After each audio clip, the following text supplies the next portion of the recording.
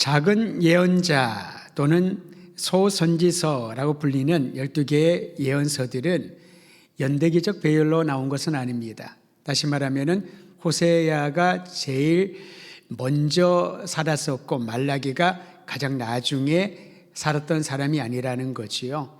굳이 이 12예언서들을 구분한다면 역사적인 정황으로 구분을 할 수 있습니다. 아수르 시대에 사역했던 예언자들, 바벨론 시대에 사역했던 예언자들, 그리고 페르시아, 성경에는 메데바사라고 말합니다마는 페르시아 시대에 사역했던 예언자들, 이렇게 크게 나눌 수가 있는 것이지요. 그 중에서 호세아는 아수르 시대에 사역했던 예언자입니다. 예언자들이 살았던 역사적 배경을 우리가 알면 그들이 전한 메시지의 의미를 더 깊이 파악할 수 있습니다. 예를 들어 여러분, 전쟁의 시기에 하나님의 말씀을 받은 이들과 안정과 번영의 시기에 주의 말씀을 들은 이들은 그 배경이 다르기 때문에 받아들이는 마음가짐도 다르겠지요. 적용하는 것도 다를 것입니다. 굶주림 가운데 있는 이들이 하나님의 말씀을 받을 때와 그저 넉넉하고 배부른 상태에서 하나님의 말씀을 묵상하며 들을 때의 마음가짐이 다르다라는 것이지요. 하나님의 말씀을 불변하지만은 그 말씀을 듣는 우리들이 어떤 삶의 자리에 있는가에 따라서 말씀이 은혜가 되기도 하고요. 그저 말씀이 한쪽으로 들어왔다가 다른 쪽으로 스쳐 지나가는 그러한 소리로 남게 될 수 있다는 것입니다. 저는 하나님의 말씀을 듣는 우리들이 오늘 이 밤에 어떤 마음으로 나아가는가 호세아를 통하여 함께 살펴보기를 바랍니다. 호세아는 북이스라엘을 대상으로 사역했던 선지자였는데요. 그의 역사적 정황을 1절은 이렇게 말하고 있습니다. 우리 1절 말씀 한 번 더 읽도록 하지요. 시작. 우시야와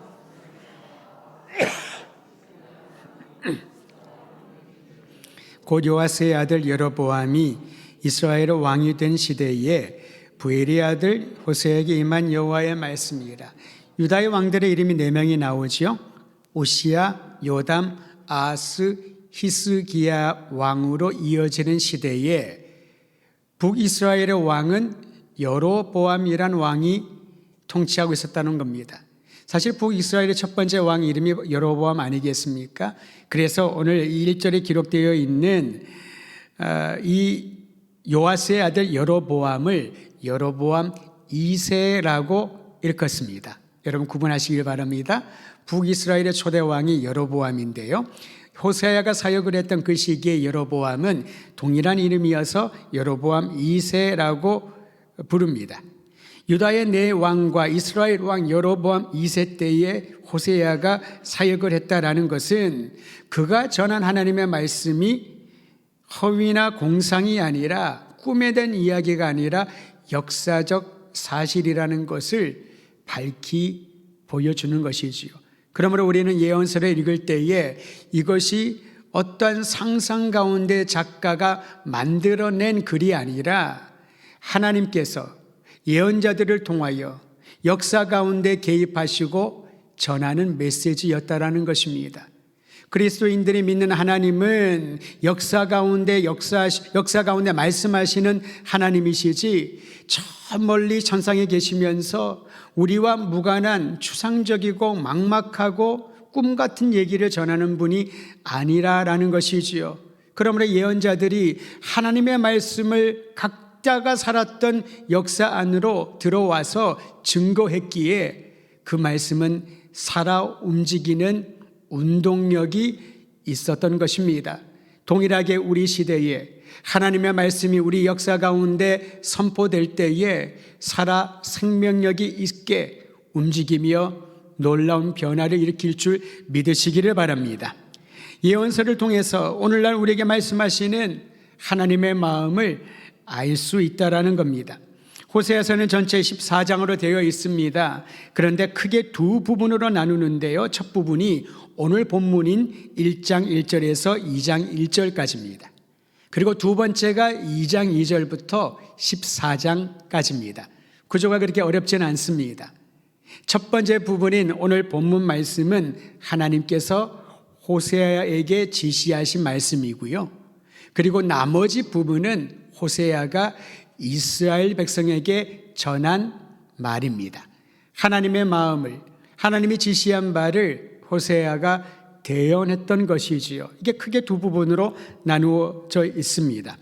먼저 호세아는 이스라엘 백성이 하나님을 버리고 아수르와 동맹하여 그 나라를 의지하는 것을 비판했습니다. 당대의 강대국은 아수르였습니다. 아수르에게 밑보이지 않아야지만 생존할 수 있었던 것이지요. 또한 애국과의 통상도 우상 숭배라고 비난을 했습니다. 여러분, 살아가기 위해서는 서로 물건을 교류를 해야 되고 혼자의 힘으로 그저 여러분 봉쇄된 상태에서 살아가는 것은 예나 지금이나 어렵지 않았겠습니까? 강대국 중에 하나였던 애국과 통상하는 것은 이스라엘 백성들에게는 일상 중에 하나였지만 그것만을 의지하는 것, 그 또한 우상 숭배라고 비판했던 것이지요. 호세아는 이스라엘이 하나님을 등진 것에 대하여 심판을 선언합니다. 예언자들이 선언했던 심판의 메시지는 한 가지 위였습니다. 하나님을 거스릴 때, 하나님을 등질 때, 하나님 없이 자기의 생각과 방식으로 살아갈 때에 심판을 선언했던 것입니다. 그리고 나아가 하나님께 돌아오라고 강권합니다. 12 예언자들의 메시지가 동일합니다. 정황은 달랐지만은 그들이 그토록 목 놓아 외치고 목숨 걸고 전했던 메시지는 하나님만을 의지하고 하나님께로 돌아오라는 거지요. 아무 도우림이 없는 아수르나 바벨론이나 페르시아나 살기 위하여 이방 국가들을 의지하고 그들에게 머리를 숙이지 말라는 것입니다. 만물의 창조주, 우리의 공급자, 영혼의 생명이신 하나님께로 돌아오라. 여러분, 경제가 어렵다는 얘기를 우리는 들으면서 무거운 마음으로 새해를 시작을 했습니다. 예년에 비해서 모든 상황들이 어려워질 것이라는 것을 염두에 두고 우리는 새해에 들어서지 않았습니까? 그저 그 상황만 듣더라도 마음이 무거워집니다. 염려가 찾아오지 않습니까? 특별히 자영업을 하거나 일반 직장인들도 마찬가지지요. 우리의 자녀들을 보면은 미래에 대한 계획을 세우기가 막막합니다. 최근에 뉴스를 보니까 여러분 들으셨겠지만은 중요한 은행들이 희망퇴직을 받기 시작을 하는데, 물론 조건이 있습니다만은 40세 이상이 되는 사람들도 원하면 희망퇴직할 수 있는 그러한 조건들을 만들어 놓았다고 합니다. 이 모든 상황들을 들을 때에 우리에게 찾아오는 것은 답답함과 막막함 아닙니까? 어떻게 살아갈 수 있을까? 어떻게 이 위기를 극복할 수 있을까? 우리의 자녀들의 미래는 우리보다 더 암담하기 때문에 얼마나 힘들고 어려운가요? 듣기만 하더라도 힘들기 때문에 살아남기 위하여 각양각색의 방법들을 찾고자 할 것입니다. 어떤 면에서는 이스라엘 백성들이 애국과 통상을 하고 아수르의 힘을 빌려서 그 나라를 유지하려고 했던 것은 나름대로의 살 길을 찾았던 방안이었을 것입니다. 하지만 그 때문에 하나님을 저버렸기에, 하나님으로부터 등을 졌기 때문에 호세아 선지자는 그 마음을 하나님께로 돌이키라고 요청하고 있는 것이지요. 비록 무거운 현실을 살아가는 우리들도 나의 마음이 지금 누구를 향하고 있는가, 나의 기도는 누구를 향하여 올려드리고 있는가를 여러분 점검하면서 하나님께로 돌이키는 놀라운 역사가 나타나기를 주의 이름으로 축원드립니다. 호세아에게 임한 하나님의 말씀은 매우 기이했습니다. 하나님이 왜 이런 얘기를 하셨을까? 왜 이런 지시를 하셨을까? 상식적으로 이해가 안 되는 말씀을 하시지요. 하나님은 호세아에게 음란한 여자와 결혼하여 음란한 자식들을 낳으라 라고 말합니다. 여러분, 결혼은 무엇입니까? 행복을 위하여 결혼하지 않습니까? 결혼에 대한 꿈과 기대감은 모든 사람들에게 동일할 것입니다. 아무리 하나님의 말씀이지만 호세아 개인이 그것을 따르기에는 너무나도 부담스럽고 이해가 되지 않는 말씀이었지요. 음란한 여인을 찾아 결혼하라. 그 여인과 함께 동거하여 음란한 자녀들을 낳으라 라는 것입니다. 만약에 결혼 생활이 이런 형태로 나아간다면은 누가 그 결혼을 하고자 할까요? 이것이 정말 하나님의 말씀인지 의아하게 생각하지 않겠습니까? 어떻게 하나님이 나의 인생을 이렇게 혼란한 가운데로 밀어넣을 수 있을까? 그런데 하나님께서는 이와 같은 호세아의 결혼을 통하여 이스라엘 백성들에게 말씀하시고자 하는 것이 있었습니다. 호세아의 삶을 통하여서 이스라엘 백성들을 향한 주님의 뜻을 전하고 싶었던 것이지요. 첫 번째는 이스라엘 백성들이 여호와를 떠나 음란하게 살고 있다는 것을 분명하게 보여주고자 했습니다. 두 번째로 음란한 아내와 자녀들까지도 포기하지 않는 하나님의 진정한 사랑을 보여주기 위하여 호세아로 하여금 그러한 결혼 생활을 하라고 지시하셨던 것이지요. 호세아는 갈등을 하지 않은 것처럼 보입니다. 성경에는 그런 기록이 없잖아요. 하지만 행간을 보면은 갈등은 했을 것 같아요. 그렇지 않습니까, 여러분? 만약에 저에게 하나님이 그런 말씀하셨다면은, 여러분에게 그런 요구를 하셨다면은, 예, 그렇게 하겠습니다라고 말할 사람이 어디에 있을까요? 어떤 사람이 그렇게 장담할 수 있을까요? 성경에 기록되지 않지만은 그 행간 사이에 고민되고 갈등되었을 수도 있습니다. 하지만 분명한 것은 호세아는 거부하지 않았다는 것이지요. 요나처럼 도망치지 않고 하나님의 명령을 거절하지 않았습니다. 그는 하나님의 지시를 따라 한 여인을 만나 아내로 맞이하는데 성경은 그 여인이 디브라임의 딸 고멜이라고 말합니다. 창녀였습니다. 그리고 호세아는 그의 아내 고멜과 함께 살면서 고멜이 임신하여 자녀를 낳았는데 두 아들과 하나의 딸을 낳습니다. 그리고 세 자녀에게 이름을 주는데요. 이 이름들 안에서 이스라엘 백성들과 하나님과의 관계가 깨어져 있다는 것을 우리는 보게 됩니다. 여러분 각자에게 이름의 의미가 있지 않습니까? 성경에 나오는 사람들의 이름에는 하나님과 이스라엘 백성들, 하나님과 나 개인과의 관계를 설명해 주는 특별한 의미가 있습니다. 호세아와 고멜 사이에 낳은 첫 번째 아들 장남의 이름은 이스르엘입니다. 한번 따라 하시죠. 이스르엘. 문자적으로 이스라엘은 하나님께서 씨를 뿌리셨다라는 뜻이 있습니다만은 이스라엘이라고 하는 것은 이스라엘이 아닙니다. 이스라엘이라고 하는 것은 한 지명입니다. 특히 열왕기하 9장에 보면은 이스라엘이라는 곳에서 아주 끔찍한 일들이 일어나는데요. 여러분 북이스라엘의 왕 중에 가장 악한 왕이라고 할 수 있는 왕이 누구일까요? 떠오르는 왕 이름 있습니까? 그의 부인이 굉장히 악독한 여인으로 정평이 나 있지요. 아합이지요. 아합이 속한 왕조를 오므리 왕조라고 합니다. 쿠데타를 통하여 혁명으로 왕위를 얻은 이들이었는데 그의 부인이었던 아합의 부인이었던 이세벨이 얼마나 독실한 바알 신앙을 숭배하고 얼마나 악한 여인이었는지 아합도 악한 왕이었지만은 그의 부인이었던 이세벨의 이름이 더 악명이 높았다라고 합니다.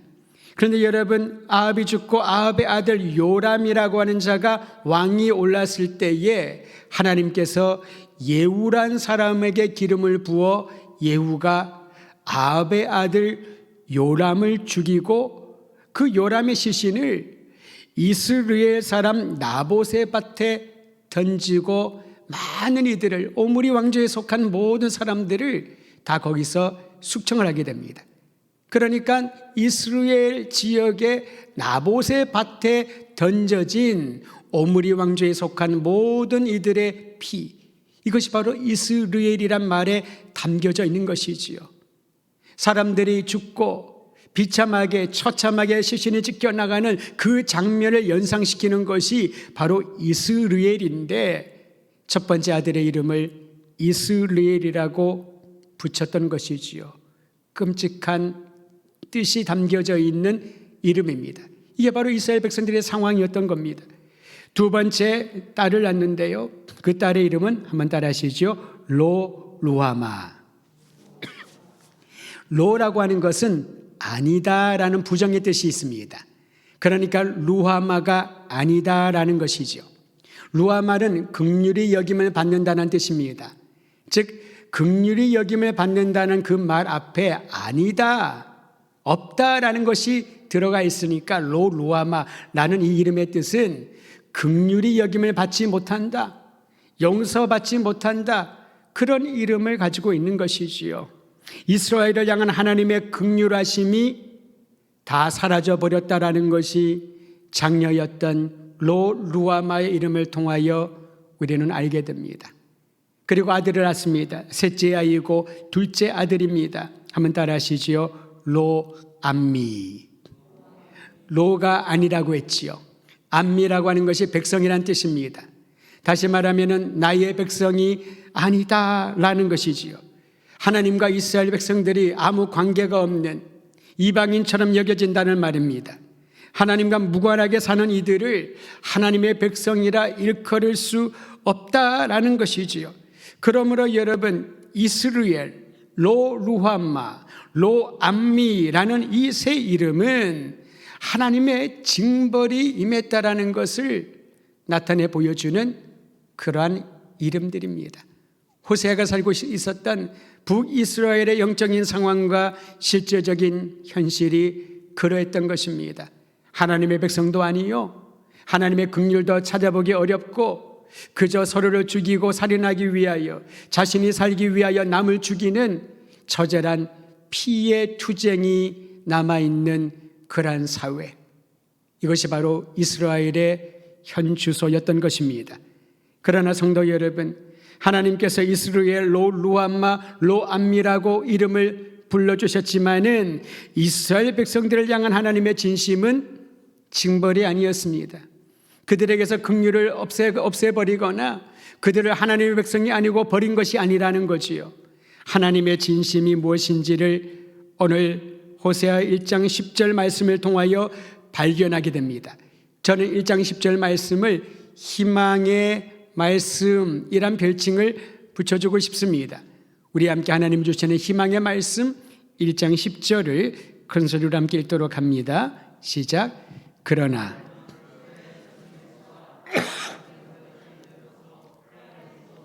셀 수도 없을 것이며 전에 그들에게 이르기를 너희는 내 백성이 아니라 한 그곳에서 그들에게 이르기를 너희는 살아계신 하나님의 아들들이라 할 것이라. 이것이 바로 하나님의 진심인 것이지요. 긍휼을 없애고 피투성이가 되게 내버려 두고 하나님의 백성이 아닌 이방인처럼 살게 방치해 두는 것이 하나님의 뜻이 아니라는 것입니다. 여러분, 예레미야의 메시지를 기억하시나요? 하나님의 뜻은 재앙이 아니라 희망이요 축복이라고 하지 않았습니까?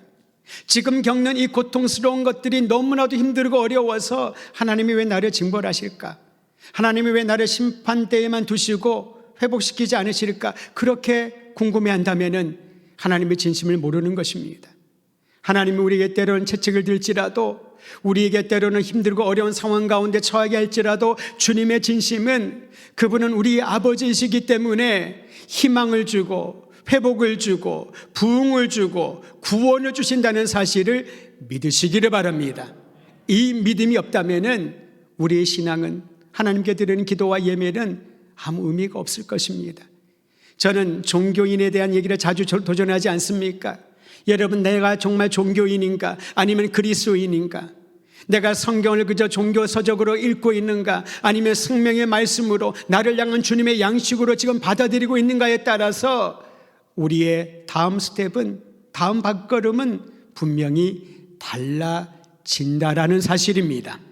호세아 1장 10절에 이렇게 말합니다. 이스라엘 자손의 수가 바닷가의 모래같이 되어서 헤아릴 수도 없고 셀 수도 없을 것이며, 아브라함에게 주신 약속 아닙니까? 하늘의 별들을 보아라, 바닷가의 모래를 보아라. 그와 같이 너의 자손들을 번성케 할 것이다. 여러분, 호세아를 통하여 주시는 주님의 진심은 부흥입니다. 회복인 것이지요. 계속하여 말하기를 너희는 내 백성이 아니라 한 그곳에서 그들에게 이르기를 너희는 살아계신 하나님의 아들들이라 부르리라. 이게 바로 회복입니다. 여러분, 회복은 무엇을 뜻할까요? 새로운 것을 경험하는 것이라고 여러 번 말씀드리지 않았나요? 그저 옛날 상태로 돌아가는 게 아닙니다. 예전과 비교할 수 없는 새로운 상태로 달라지는 것이지요. 여러분, 아이들을 보면 애들이 성장하지 않습니까? 그 아이들이 태어났을 때에, 그리고 유아 시절에, 또는 초등학교를 다닐 때에, 청소년이 되었을 때에, 이제 장년이 되었을 때에 그 아이들을 보면은 분명히 나의 아들과 딸을 맞는데 예전과 다른 성숙한 모습을 볼 때 마음에 큰 보람과 감사가 넘치지 않습니까? 이게 바로 회복의 역사인 것이지요. 너희를 아들들이 아니라 하나님의 자녀가 아니라 불렸던 그곳에서 모든 사람들이 보고 듣고 느낄 수 있도록 이제는 살아계신 하나님의 아들과 딸로 불려지게 하리라. 이것이 바로 주님의 회복의 역사인 겁니다. 많은 분들이 교회가 역할을 못한다고 비난을 하고요, 그리스도인들조차도, 사역자들조차도 부끄러워한다고 하는데, 여러분, 거기에 머물면은 아무런 일도 일어나지 않을 것입니다. 비난과 비방과 난무한 바로 그 자리에서 살아계신 하나님께서 영광을 받으실 교회, 하나님의 이름을 드러내는 그리스도인들, 이러한 자랑스러운 하나님의 입과 손과 발이 될 수 있는 일이 2023년에 여러분과 저를 통하여, 우리 더드림 교회로 통하여 나타나게 될 줄 믿고 정신을 바짝 차리고 우리를 하나님의 아들과 딸로 높여주시는 부흥과 회복의 역사에 동참할 준비를 하시기를 우리 주의 이름으로 축원드립니다. 그리고 1장 11절에 보면요, 하나님이 주신 희망이 어떻게 구체화될 것인지를 말씀해 주고 있습니다. 11절 말씀은 제가 읽어드립니다. 이에 유다 자손과 이스라엘 자손이 함께 모여 한 우두머리를 세우고, 여러분, 북이스라엘과 남유다가 갈라져 있지 않습니까? 그런데 이제 유다 자손과 이스라엘 자손이 함께 한 우두머리를 세우고 그 땅에서부터 올라오리니 이스라엘이 아까 설명드렸었지요. 오므리 왕조가 다 피투성향이 되어서 멸절했던 그 지역, 사람들에게 살인과 죽임과 끔찍한 기억들을 상기시키는 이스라엘이 그 날이 크게 될 것이다, 새로워질 것이라고 약속하고 있습니다.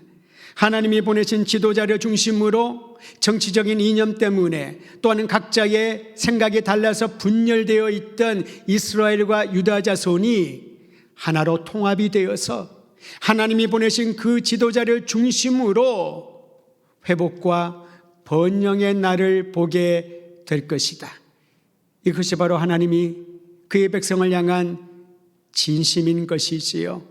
사랑하는 성도 여러분, 세계 유일한 분단 국가로 하나님이 왜 우리를 남겨두셨을까요?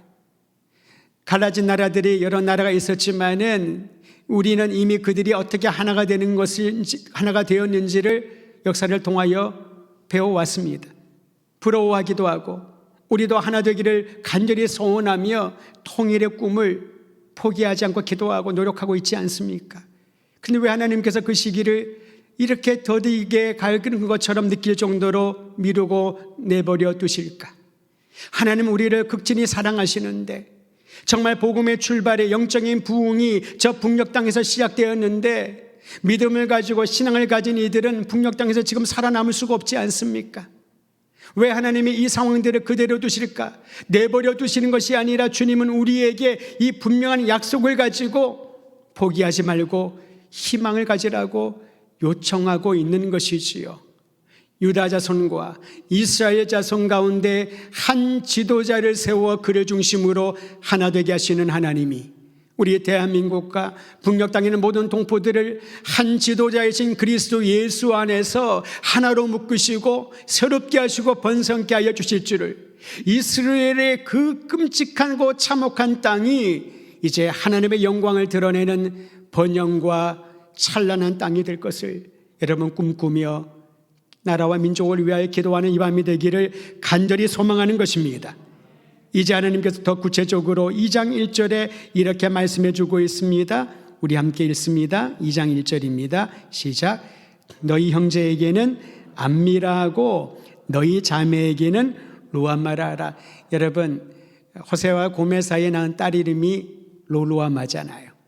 둘째 아들 이름이 로암미 아니겠습니까? 이제 거기에서 아니다라고 하는 부정을 떼버리시겠다고 합니다. 누가요? 하나님께서. 그래서 형제들에게는 너희는 암미라, 하나님의 백성이라. 자매들에게는 너희는 루함마가 아니라 루함마라, 긍휼히 여김을 받는 자, 용서받은 자라 서로 칭하라고 주님의 말씀을 주고 있는 것입니다. 적대적인 관계가 이제는 형제와 자매가 된다는 겁니다. 미움과 증오로 나누었던 모든 관계가 그리스도 예수 안에서 하나님의 능력으로 서로의 얼굴을 바라보며 서로 볼을 만져주고 포옹하고 서로를 용납하는 그러한 형제와 자매가 되게 할 것이다. 이것이 바로 하나님의 진심인 것이지요. 저는 오늘 이 시간에 이 말씀을 우리의 마음에 새기면서 우리 교회가 그리고 모든 주의 백성들이 깨어 일어나 분열과 나눔과 상처와 증오와 자기 자신의 생각과 전혀 다른 이들을 배척하는 이 시대적인 모든 풍조들이 우리의 구주 영원한 지도자 예수 그리스도 안에서 하나 되고 화합하며 하나님의 진정한 백성, 하나님의 긍휼을 받고 용서받은 사람, 하나님께서 함께 하심으로 영원히 번영할 나라가 될 수 있도록 주님의 약속을 붙들고 기도하는 이 밤이 되기를 간절히 소원합니다.